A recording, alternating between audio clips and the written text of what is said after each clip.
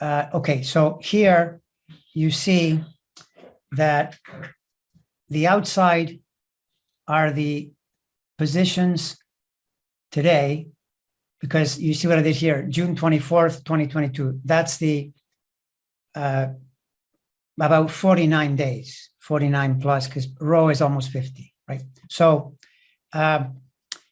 you see them over here, but I also put the ephemeris to show you what's going on. So here you see Jupiter, and when you look down here, it's about 50 days, March 13th, 73, and you can see Jupiter at 335 Aquarius in the progression, right? But what's important is what I've shown here on this side, which for an individual chart would be a bit, it wouldn't be quite as strong an argument, because in an individual chart, once you get to, I mean, I'm showing 98, that would be the limit of someone's life. You would be looking at, okay, you were born with Jupiter at 2246 Capricorn. Now you're 49, your Jupiter's at 325 Aquarius. When you're 98 is at 10 Aquarius. It's a bit of a stretch. It wouldn't be invalid. You could still use it in some cases, but to actually leap beyond that and start talking about the fact that this Jupiter starts at 2246 and moves into Aquarius, goes to 12 degrees Aquarius, but comes back to 2 degrees Aquarius in its flow. But for something like this, something major like this, a law with this kind of impact, what you're seeing is that Jupiter at the moment is near the sun, but more importantly, it's signaling that it's going to come back to that sun. Quite a few days. I mean, you're looking at, I don't know what it would be, but 200 maybe from the start. But I see that as another marker in that Jupiter expands something, blesses something, empowers something. It's probably the most beneficial planet. And in its movement, it's doing that to the sun of this chart, and it's also trining Pluto.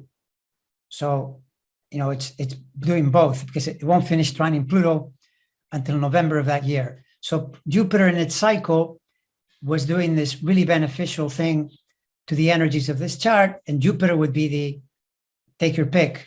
If you use a little bit after 10, I'm using here, it rules the law itself.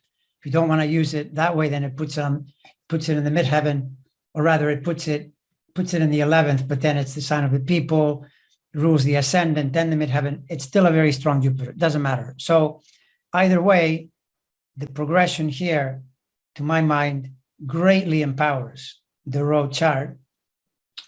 But, you know, at the same time, you notice that what's peculiar about this, right? You say, well, okay, well, why is this happening? Why now? Why is there an explanation in the progressions? Well, it looks a little odd. Look where Saturn is.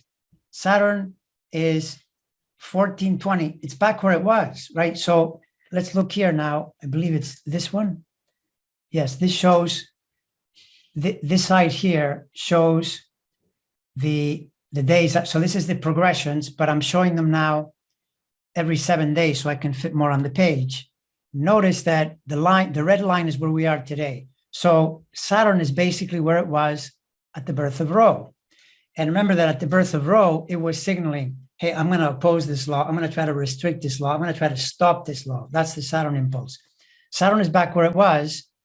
But Saturn from here, in terms of the flow, it goes away. It keeps moving away and further away from where the Mars is. It leaves that area. But right now, it's very tightly pushing into it. However, Jupiter, I just did. Jupiter does not go away. Jupiter remains in play, right? So the Jupiter here, in a sense, overpowers the Saturn. It has more power to keep it, you know, to expand it, to help it grow. So the Saturn being there tells you that, you know, you would have predicted perhaps years ago, you would have said, you know, Rho was made and created in 1973, but when we reach the period of the 2020s, you're going to get a lot of pressure because Saturn is going to be opposing trying to stop it. But again, I don't think it's enough. I think it's temporary.